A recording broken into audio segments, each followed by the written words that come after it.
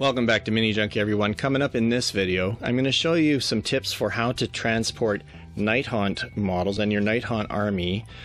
For example, like this little Grimghast Reaper here. And yes, this is a magnetic solution. This is the Magnarack shelf from Battlefoam, but you can use, there's alternatives to this. And I'll show you how to magnetize these guys in a way that also makes them very easy to remove from the shelves and not be like pulling on these fat, fragile models. But let's get right to it.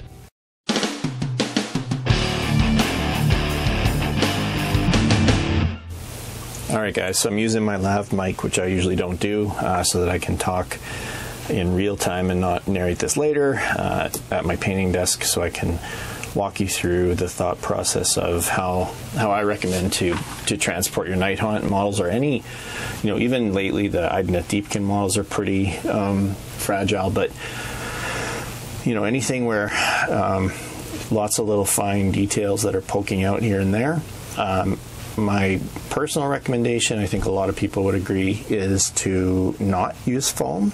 Even custom cut foam, you're going to find all the things that stick out are constantly going to be, you know, pulling on the foam or getting caught or snapping off. You know, technically you could say it's going to rub on the paint as well, but I usually didn't have much trouble with that. But for most people, I think the recommendation here is going to be to use magnetic transport. So lots of different ways you can do that. I actually have some Magnaracks in my Battlefoam bags that I've sort of used. They're really good. They have their pros and cons. There's toolboxes. There's lots of different options. So you can even use like a metal sheet inside of a container, like a box or something, and just carry that around. Some people like to put a magnet down and put metal washers and metal bases on. I'm the other way around. I prefer to have magnetic bases and be able to stick them pretty much anywhere. It's kind of just gives you some nice flexibility. Now, a lot of times what people will do is the default is they'll go to what is called a rare earth magnet. So they look kind of like this. This is a smaller one. This is really, really strong. And so the challenge with that, and by the way, you're going to hear my family because it's a loud time of day. The challenge with that is they're so strong that at times what can happen is it's hard to pick up off the metal because it's going to be holding on so strong. So you may have to grab your model to try and pull it off. And as you can see, like, they're very flimsy models to begin with. So you don't want to have to pull too hard to pull them off. And the other thing is, sometimes during gameplay, these magnets are so strong they can actually attract each other and snap together like this. Or if you're trying to set your unit down, they can pull together, you know, slide together because the magnets are so strong. So, and that is especially true on the smaller bases. This is a 32mm base, so it's probably less likely. But if you look at certain, you know, there's, I think one's called the A-frame case or something, but a lot of the magnetic cases that are starting to come out are shelves. So you've got the bottom and maybe a couple more shelves of magnetic storage space, which is great. However, if you're trying to get a guy off the bottom and he's stuck on really hard because of a rare earth magnet, you could end up like jerking the model as you're pulling it off, in which case what's going to happen is he's going to hit the shelf above him.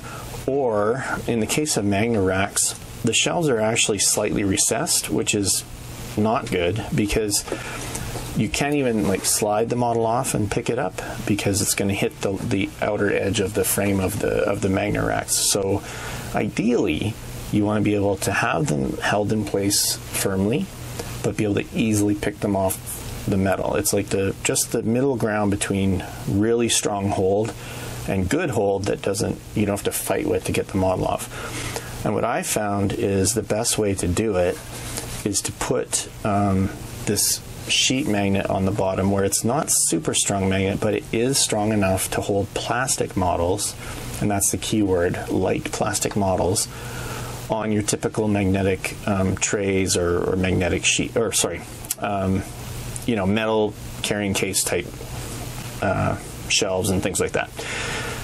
Now the trick is, what you're going to do, you can't, like, if you recess, or I don't know if that's the right way to use that word, if you put the magnetic piece inside of here, it's too thin and it's not going to create a nice strong bond. It pretty much has to be flush with your bottom to stick you to be able to stick down to the shelf, right?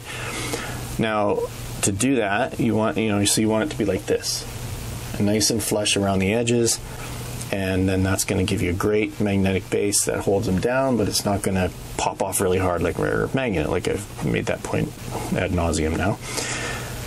So a couple ways. One way is you could put him on this sheet. By the way, you get these sheets at like a stationery store, sometimes craft stores. I get these at Michael's, I get them at Staples.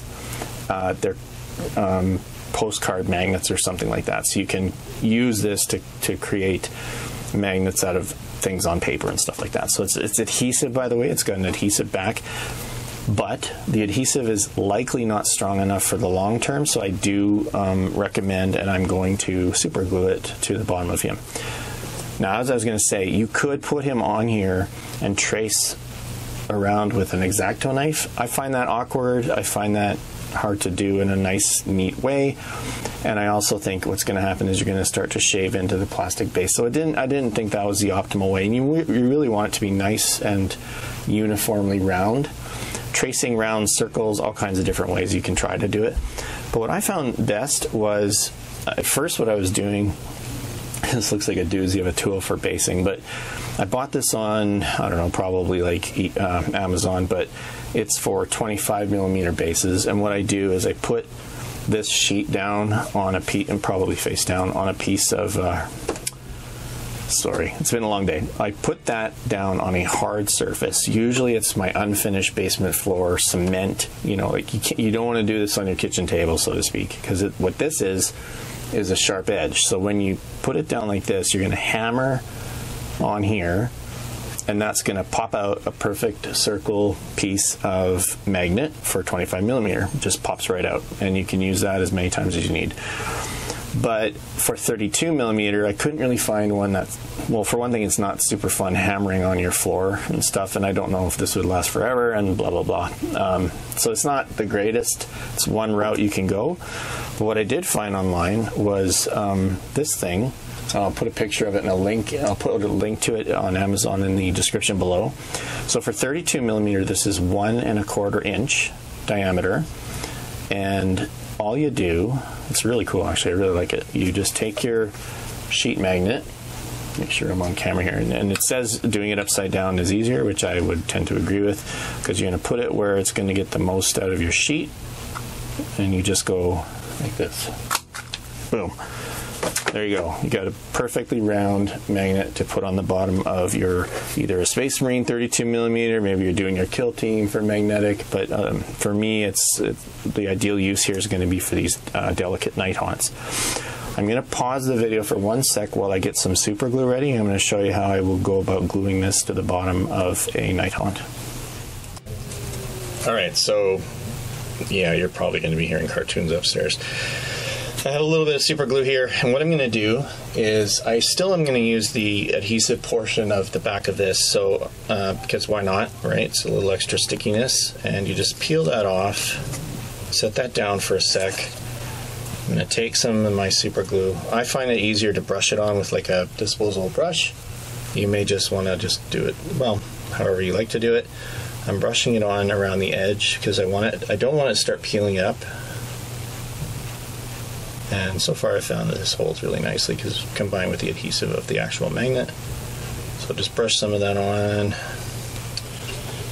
Okay, and then I just take the magnet, and this is kind of hard to describe, but you're using your finger pads to make sure that all the way around it's like flush, right? It's not gonna have like an unpleasant looking overhang. Okay. And then you can just basically push that down on your surface so that it's going to stay put. And if you look, like, let me see if I can zoom in a little bit here. Pretty sure I can. You don't really see it. Like, it's a dark edge. You may see a little bit, and you may get a bit of the super glue squishing out. So all you need to do is take the color you've used for your base edge and just, it's kind of weird actually because it's hollowed in there a little bit, so you don't want to push on the middle. just go around the edge and just add the color that you used, and it'll really disguise it. You won't be able to see it on the game table. So he's done. He's ready. That was a bit of glue. So he will stick to, you know, if I was smart, I would have brought a metal shelf here. I'll show you in a minute. He'll stick to a metal surface, but he won't pop off really hard, and I'll grab one in a sec. But before I do, I want to talk about larger models or metal models while we're doing this video. You might as well just cover it. Metal models, you don't want to do this because it's just not going to be strong enough. It'll hold them on sometimes, but they'll slide around and they'll fall off and stuff like that. So you really probably do need to use a rare earth magnet for those, and let's try to sort of recess it in the base underneath. In fact, what I've done, for example, bolt action, where there's no recessed area under the base because they're flat, I've actually taken a flat rare earth magnet of the same diameter and just glued it so that the whole base is kind of like taken up by that rare earth. But in the case of the Nighthaunts, this is a, let me find out here, and you could go a little bit bigger diameter, but this is 1/4 inch, God, where is it? 1/4 inch by 3/32 inch size, and I find it's just right because plastic models don't need a lot.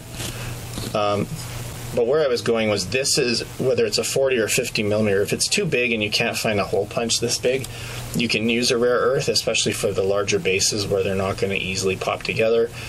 And because they're larger, you may have an easier time popping them off the metal, but sometimes you're just going to have to use a rare earth, and all you do is you're going to put I'm not going to do this guy right now, put a glob of super glue, possibly some green stuff if you're worried about it, but I've had pretty good luck with just super glue, and you just, I guess I should wear the actual microphone on my shirt. Okay. And just pop it on there, and it's actually just totally perfectly flush with the bottom there, so that'll stay put, and you'll be able to magnetize that guy down to your magnetic shelf or carrying tray or whatever you might be using. And same goes for larger models. Potentially you may want to use 2 rare earth magnets, but for the hordes of smaller guys, this is what I would do, whether it be 25 millimeter or 32 millimeter. I would do this kind so that you're not having to pull each guy off with a hard tug. And one second, I'll just show you. I'll grab one of my Magna racks, one sec. Alright guys, this is one of my small size Magna racks that I just took out of my case, and like I said, you can see how the base of the metal part, which is really, magnets stick to it really well. I don't know if it's extra ferrous, I don't know, I should really not try to describe things I don't understand, but because it's recessed, you can't slide your guys off, which is a pain in the butt actually, because they're stacked, right? You have like 3 or 4 shelves. So you do have to lift them off because they can't slide out. So you have to lift them off, and if they're held by a rare earth magnet, they're going to be on there really hard, and you're going to be constantly going like jerking your hand to get them off, which with these guys is probably not going to be great.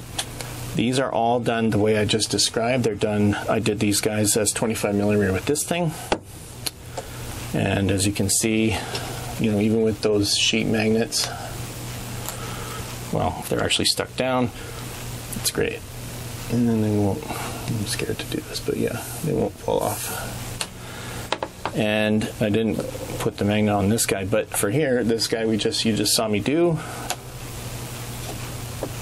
just enough hold, you know, just enough. He's on there good. This is really, it's just good stuff. I don't know what it is. I don't recall. Some of the other metal surfaces I've tried to magnetize to haven't held this well, so sticks on really nice. There he is, Grimgas Reaper. He's not going anywhere, but he's also not held on so hard that you're going to be yanking on the fragile bits to try and get him off. He's just right. Alright, I think I made that point pretty clearly. This isn't one of my better videos because I'm sort of not filming it the way I usually would, and using my lav mic, which I often don't use these days. So, but hopefully it's helpful. I know a lot of people have questioned how to transport some of the more delicate models these days, like the Nighthaunts, the Idoneth, and things like that. But even for, like, as you can see, I use it for bolt action. It's really great for any troops where you don't want to be like yanking all of them off with these rare earth magnets, and just use the rare earth for the metals and for larger things or even vehicles. All right, guys. Thanks for watching. You know, if you know a Nighthaunt player that would benefit from this, this is the time to share this video, because I think a lot of people are a little stuck on how to transport these guys, and this is a great tip for them. I should mention, by the way, that this thing, it looks expensive, but it's like 17 bucks Canadian on eBay, or sorry, on Amazon, and it came overnight, free with Prime. I'm pretty sure I can do a ton of them with this. And, you know, for 17 bucks, I can do tons and tons of 32mm guys for Warhammer, for Age of Sigmar, for Kill Team and stuff like that. So I think it's a good investment, to be honest. And in fact, I think I'll buy one for 25mm, and I'll even look if there's bigger ones. I'm not sure if there is for maybe 40mm, because it's great. And you can do a whole bunch of these guys pretty easily. All right, that's it. Thanks for watching, guys. I'll see you next time.